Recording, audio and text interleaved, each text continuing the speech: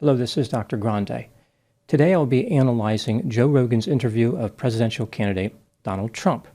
On October 25, 2024, the podcast The Joe Rogan Experience released an interview with Donald Trump. For about 3 hours, the men talked about a number of topics. For example, celebrities, generals, the White House, Donald Trump's presidency, mixed martial arts, alleged election fraud, immigration, tariffs, aliens, UFOs, the environment, Kamala Harris, Joe Biden, Afghanistan, vaccines, RFK Jr., pesticides, censorship, Big Pharma, Ukraine, Elon Musk, and the media. The conversation was typical of a Joe Rogan interview. It was casual, loosely structured, and included a number of tangents. Here is a summary of the interview. Joe Rogan started by pointing out how a lot of well-known celebrities used to love Donald Trump, but when he ran for president, many of them turned on him. Donald agreed with this assessment. He attributed this change to his choice to run as a Republican. The conversation shifted to the experience of entering the White House. Like, how did it feel for Donald Trump to become president? What was it like when he walked in on that first day? Donald said that he largely made his money on luxury, and the White House was both luxurious and surreal. He spoke a little bit about Abraham Lincoln and the Confederate General Robert E. Lee before talking about how the excitement of being president wore off. For Donald, it really became about survival. He indicated that he was a great president, but selected a few people that he should not have selected. Joe Rogan complimented Donald, saying that he was genuine before expressing his displeasure with the media. Donald has been targeted in 2 assassination attempts, but the media won't really cover that. If a Democrat had been targeted, that would be a completely different story. Joe indicated that the media killed their own credibility. As an example, the men talked about the scandal on 60 Minutes, where the news program changed one of the answers supplied by Kamala Harris. She gave an interview to 60 Minutes. After briefly talking about how police officers have a dangerous job, the topic moved to tariffs. This is something Donald Trump has emphasized as part of his campaign. He made his argument for tariffs and talked a little bit about their history. Donald argued that the COVID pandemic disrupted his plan to pay off debt with tariffs. The topic changed to the environment. Donald argued that environmentalist efforts are the biggest tool for stopping economic growth. They interfere with major projects and cost millions of dollars by defending rare plants and referring to puddles as lakes. China does not do this, which gives them an economic advantage. Joe and Donald discussed the water shortage in California, nuclear power, and wind turbine generators. Donald is a fan of nuclear power if it can be done safely, but he doesn't like wind power because it is expensive, features components which rust, and drives whales crazy. I think what he was referring to is how the low-frequency sounds and vibrations can travel through the water and disrupt whale communication.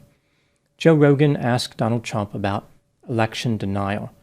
Donald maintained his position that the 2020 election was stolen. Joe pointed out how Democrats have also claimed that elections have been stolen. As for his rival, Kamala Harris, Donald suggested that she has a low IQ, something is off about her, and she is not good at being interviewed.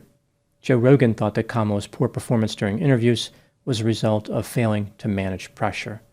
Joe and Donald talked about Vladimir Putin, Joe Biden's disastrous withdrawal from Afghanistan, and Donald fighting ISIS. Donald shared one particularly long story about flying on Air Force One into a combat area in the Middle East. All the lights on the jet had to be turned off because the region was so dangerous, and the pilots were as good-looking as movie actors. The conversation shifted to illegal immigrants. Donald Trump told stories about Haitian immigrants in Springfield, Ohio, and migrant gangs in Aurora, Colorado. After a long discussion about mixed martial arts, the men discussed how Americans are not as healthy as they should be. They mentioned pesticides, vaccines, and pharmaceutical ads that run on television. Donald indicated that he was so healthy because of genetics. He found treadmills to be boring, but liked to play golf. Donald suggested that running for president is a big deal and exciting. He has not taken a day off in about 56 days. Kamala Harris has not been as active. This makes it seem like maybe she's not as excited about running for president. Joe and Donald touched on a few ideas regarding how the media covers stories. For example, Donald has big crowds at his speeches, and the media doesn't mention this. He only gets bad press. The media takes statements out of context, and they insult the public. Joe Rogan accused liberals of being pro-censorship. At this point, the topic shifted to the 2020 election. Donald Trump maintained his position that the election was stolen from him. Joe Rogan asked for specific examples supporting this conclusion. Donald Trump mentioned that legislative approval for changes to voting procedures had not been obtained. The media falsely claimed that Russia interfered with the election, and the media tried to make the Hunter Biden laptop story seem like a hoax. Later, Donald said that the courts never ruled on the merits of his lawsuits challenging the election. So this makes it seem like these cases were dismissed on procedural grounds, and the actual case he was trying to make, the heart of the argument, was never really considered. In reality, this is not true. There have been many cases where the merits of his lawsuits have been considered and rejected by the courts.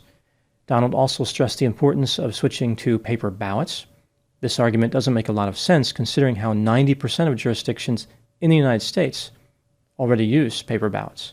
Joe and Donald talked about how some people are interested in open borders in order to sway elections, and how not having voter identification does not make any sense. Joe Rogan asked Donald Trump about the John F. Kennedy files. Donald did not give a direct answer to this question. He essentially said that he looked at them a little bit, but people asked him not to closely examine the files. As far as concerns about UFOs and aliens, Donald does not have a great interest in this topic, but he has interviewed a few military pilots who saw mysterious objects in the sky. Toward the end of the interview, Donald Trump stated his belief that Kamala Harris was not a smart person and the country won't make it if she wins the presidential election. Now moving to my analysis. The Joe Rogan-Donald Trump interview has been viewed millions of times, so clearly people are highly interested in this topic. At the time I'm making this video, the polls indicate that Donald Trump and Kamala Harris are in a very tight race. In some polls, Donald is ahead. In other polls, Kamala is ahead. But again, very close. It's a dead heat. The Joe Rogan interview could move the needle. It may have an impact on the election. Before taking a look at the strengths and weaknesses of Donald Trump's performance in the interview with Joe Rogan, let's examine the demographics of Joe Rogan's audience. Let's see who is affected by this interview, who will be watching. 80% of people who watch the Joe Rogan Experience are male. His viewers tend to be younger. For example, 28% of the public is between the ages of 18 and 34, but 56% of Joe Rogan's audience is in that age range. 37% of his audience is in the 34 to 54 age range, compared to 34% of the public. So in this particular range, his numbers are similar to the general population. Only 7% of his audience members are 55 or older, compared to 38% of the public. Joe Rogan's viewers are less likely to be parents. Only 32% are parents compared to 61% of the public. As far as the preferences of his viewers, compared to the general population, they tend to be more fitness-oriented, privacy-oriented, interested in starting businesses, and distrusting of the media. Joe Rogan's audience tends to lean Republican. Now moving to Donald Trump's performance during the interview. First, I will examine his strengths, then his weaknesses. As far as his strengths, Donald Trump had quite a few. This was a casual interview, which of course could be used for political gain. That was probably the idea. Donald Trump took advantage of this, but he had a lot of exchanges with Joe Rogan that had nothing to do with politics. Donald's speaking style included going off on tangents and then, most of the time, coming back to the original topic. He did a pretty good job at keeping his train of thought. This is consistent with having both a good short-term memory and a good long-term memory. His memory appears to be functioning pretty well. I was impressed. I thought for sure he was not going to be able to get back to the original topic a few times, but he did. This is important for Donald because some people have tried to compare him to Joe Biden as far as cognitive reasoning ability. One can make a good argument that Joe Biden has experienced some cognitive decline, but Donald Trump does not appear to be in the same position, at least not based on his performance during the interview with Joe Rogan. Donald demonstrated a number of personal interests during the interview that will probably appeal to Joe Rogan's audience. He talked about mixed martial arts, aliens, the John F. Kennedy files, and the pharmaceutical industry. His interest in these topics appeared to be genuine. Donald had a lot of knowledge and spoke with a degree of enthusiasm. There were a few times when Joe Rogan talked more than Donald Trump, like on the topic of martial arts. I thought that Donald would interrupt him, but he actually listened to Joe reasonably well. He appeared to be quite interested. Donald came across as personable and relatable, the kind of guy who could sit down and talk to another guy for a while about a wide range of topics. I thought Donald maintained a good balance between casual conversation and trying to promote himself as a candidate. When Donald did talk about political topics, he made statements which could connect to Joe Rogan's audience. For example, he was hardworking and was excited to run for president. The media is corrupt, and a president needs to be smart and strong. He sounded like a salesman a few times, but not as much as I thought he would. Now moving to the weaknesses of Donald Trump's performance. Throughout the interview, Donald talked about how he was great and everyone liked him. He had amazing accomplishments and no one else could compare to him. He did the best job that anybody has ever done with anything ever. People are often stunned by his greatness. Some people might argue that these grandiose statements don't really have much of an impact anymore because Donald Trump does this so much. But a lot of people find this irritating. These statements are a constant reminder that he appears to have a high level of narcissism. It would be easy for Donald not to say these things, but he just can't help himself. On a few occasions during the interview, Donald was a little bit forceful and did not engage in the typical give and take of a casual conversation, like he was pushy and trying to get a statement in there. This was a 3-hour interview. He had plenty of time. There was no need to do this. When questioned about the myth of the stolen election, Donald Trump continued to make false claims. This is one of his greatest liabilities. He never should have gone down this road.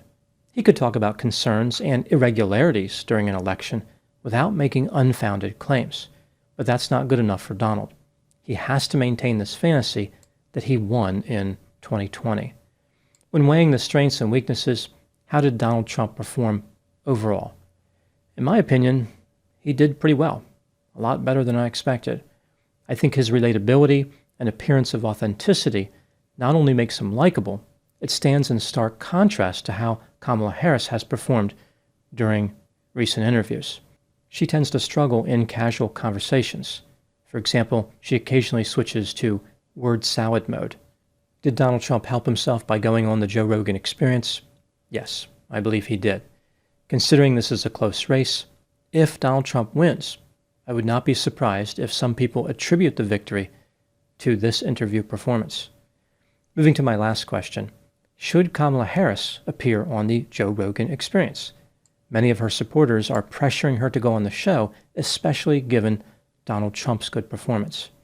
This is a tricky question because Kamala has not demonstrated a consistent ability to perform well in interviews.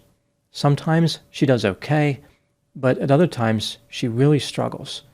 If Kamala could be genuine, talk about a wide variety of topics like Donald Trump did, and generally appear to be down to earth, then I think she should go on the Joe Rogan Experience. According to the polls, Kamala is performing poorly with male voters. This would be a chance to get in front of a lot of them and make her case. Some people are concerned that Joe Rogan might not be a gracious host with Kamala Harris, but I think he would be.